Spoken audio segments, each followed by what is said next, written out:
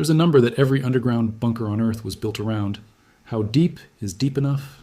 For 20 years, one country ran that math, built to the number, and slept soundly believing they'd solved it. Then, in a single night, that number stopped mattering.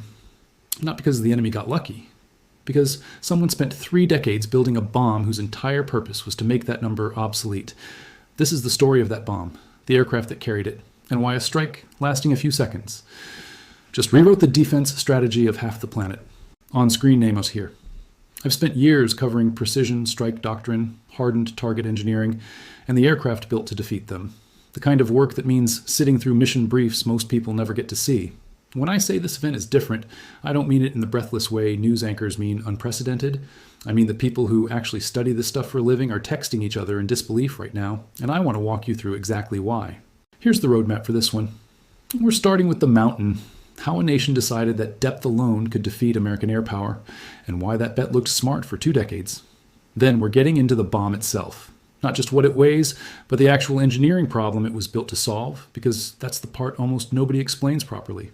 After that, the aircraft, because a bomb this heavy is worthless without something that can deliver it undetected. Then the mission itself, what we can verify and what we genuinely can't yet. And I'll close with what I think this actually means, not just for one country, but for every government on Earth that bet its security on going underground. Let's get into it. Part 1. The logic of going underground. Rewind to the early 2000s. Military planners in Tehran are watching the same footage everyone else is watching. American air power dismantling hardened targets in Iraq with a level of precision that, frankly, terrified a lot of regional militaries. Command bunkers, aircraft shelters, hardened storage, all of it getting opened up like tin cans by laser-guided penetrators. So Iranian planners asked the obvious question. If this happens to us, what survives? Their answer was blunt. Nothing on the surface survives. No amount of poured concrete, no amount of rebar, no amount of camouflage beats a guided weapon dropped by an aircraft that can see exactly where you are. If you want to protect something you actually care about, your enrichment program, the thing your entire nuclear strategy is built on, you don't harden it. You bury it. And they didn't bury it a little. They buried it inside a mountain. The facility that matters most here sits carved into rock near the city of Qom, construction beginning quietly in the mid-2000s, and only confirmed by Western intelligence in 2009, a discovery that reportedly rattled defense officials well beyond the region. The reason it rattled them wasn't just that it existed, it's that the depth wasn't arbitrary. Iranian engineers appear to have specifically calculated it against the best bunker-penetrating weapons the US and Israel had at the time, and built past them. We're talking roughly 80 to 90 meters of solid rock overhead, multiple redundant layers of reinforced concrete lining the tunnel structure, independent power, and air systems. Space enough to run thousands of centrifuges around the clock, largely insulated from the outside world. At the time it was completed, the deepest penetrating weapon in the American arsenal could reliably punch through a few meters of concrete. Nowhere near enough to reach a facility like this. Israeli military assessments reportedly went further and concluded bluntly that their Air Force simply didn't have a tool for this job at all. Their strike aircraft could hit access points, damage infrastructure on the periphery, maybe disrupt operations for a while. They could not touch the actual enrichment halls. For a long stretch of years, that assessment was correct, and that correctness became the foundation of an entire regional strategy. Keep negotiating, keep enriching, and let the world argue about diplomacy, because there was no credible military option that could reach the crown jewel of the program anyway. Depth was leverage. Depth was time.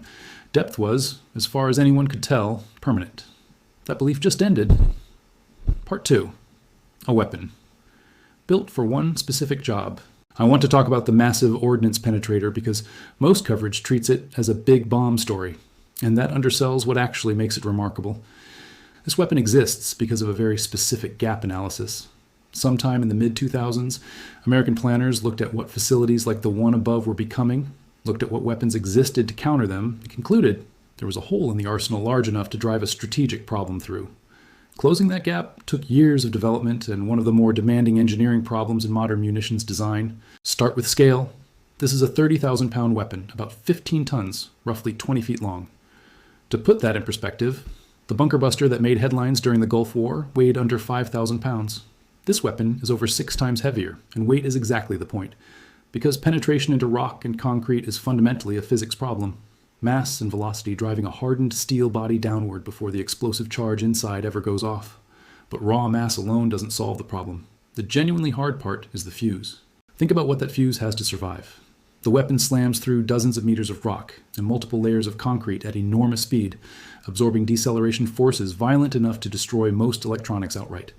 And after surviving that, it has to know, with precision, the exact moment to detonate. Not before reaching the target, not after punching straight through it, but inside it. Get that timing wrong by a fraction of a second in either direction, and you've either wasted the weapon on solid rock or blown a hole clean through the far side without collapsing the structure you were aiming at. Solving that timing problem reliably across varying densities of rock and reinforced concrete took years. Add GPS guidance on top of that, and what you get isn't a dumb gravity bomb aimed in a general direction. It's a precision-guided 15-ton drill that can be steered onto a specific access shaft or structural weak point with accuracy measured in meters. That combination, mass, guidance, and fuse sophistication, is what lets this weapon reach depths that were, until recently, considered theoretically safe. Part 3. The only aircraft that can carry it. None of this matters without a delivery platform, and there's exactly one aircraft on the planet built to carry this weapon into contested airspace, the B-2 Spirit. People hear stealth bomber and think it means invisible. It doesn't. It means something more interesting, and honestly more useful to understand as a former aviator. A wingspan over 170 feet, a fully loaded weight north of 350,000 pounds, and yet its radar signature to enemy defense systems is comparable to a bird in flight. Here's why that actually matters tactically, beyond the headline stat. Modern integrated air defense, the kind of Russian-made systems operating in that region, works on a chain. Detect the aircraft, track it long enough to build a firing solution, launch, and intercept before the target releases weapons or leaves the area. Every link in that chain takes time. Shrink the detectable signature down to something the size of a bird, and you don't make the aircraft invisible. You compress the enemy's entire decision cycle until there often isn't enough time left in the chain to act. By the time a radar operator has anything worth reacting to, the geometry of the intercept may already be hopeless. And there's a detail that gets buried in most coverage. This aircraft can carry 2 of these weapons at once. That's not a footnote. That's operational flexibility. It means a single aircraft, a single crew, can hit 2 separate points on a facility, or hit the same aim point twice in sequence to punch deeper through an already weakened channel. Planners have far more confidence in achieving total structural failure on a target like this when they can stack strikes, rather than relying on a single hit. Part 4. The mission itself. Here's what makes this mission remarkable that has nothing to do with the hardware. A B-2 crew is 2 people, 2. Launching from the continental United States, that crew is looking at a mission profile that can run past 30 hours door-to-door, multiple aerial refuelings, hours of transit, a penetration into some of the most heavily defended airspace in the region, weapons release against a target that has never been struck this way in the history of combat aviation, egress, more refueling, and the long flight home.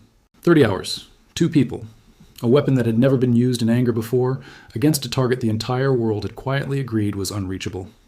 That's worth sitting with for a second before we even get to the geopolitics. Now, what do we actually know about the outcome? Open source analysts working from satellite imagery have identified significant surface disruption around the facility's access points, consistent with the impact signature of large penetrating munitions. Independent seismic monitoring stations picked up subsurface events at the target site, consistent in magnitude with underground detonations of this scale. Official statements have characterized the strike as achieving its intended effects. I want to be straight with you about what's still unconfirmed, because I think that's more useful than false certainty. The precise condition of the enrichment halls deep inside the mountain has not been independently verified. Assessing damage on a target buried this deep is genuinely difficult and takes real time. It's not something satellite photos alone can settle.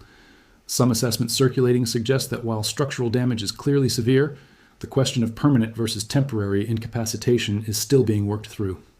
That's a real distinction, and I'm not going to pretend it's resolved.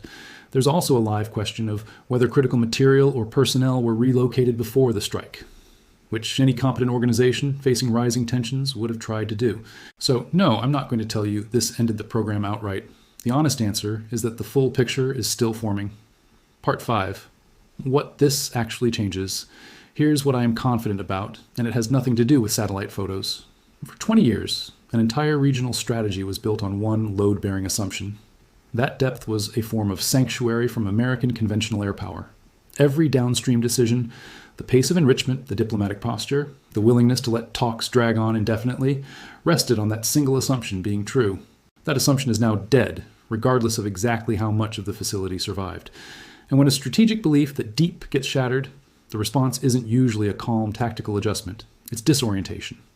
The old playbook stops working, and the new one hasn't been written yet. That's not necessarily a moment that produces capitulation. It's a moment that can just as easily produce miscalculation, because decisions made from disorientation don't follow the same logic as decisions made from strategy. And I don't think this story is really contained to one country. Every government that has poured resources into deep underground military infrastructure, tunnel networks, hardened command centers, buried missile storage, just watch the core assumption behind that entire investment get tested in live combat and fail. That's a conversation happening in defense ministries far outside this region right now. This wasn't just a strike, it was a demonstration. And demonstrations like this get studied everywhere. Bottom line. Here's where I land on this. No hedging. This is the most significant use of conventional air power in at least a generation. The first real combat test of a weapon built for exactly one purpose, against a target that an entire nation spent 20 years and untold resources believing was permanently out of reach. Whatever the final damage assessment ends up showing, the strategic floor underneath that belief is gone. And the message that sends to this government and to every other one watching closely is that the gap between safe underground and reachable by precision air power just closed by a lot more than anyone had priced in. I'll keep updating this as the damage assessment firms up and as the response, diplomatic or otherwise, starts to unfold, because this is very much not over. I want to know what you think, though. Does a strike like this push toward the negotiating table, or does it push toward acceleration, toward salvaging whatever capability is left and moving faster rather than slower?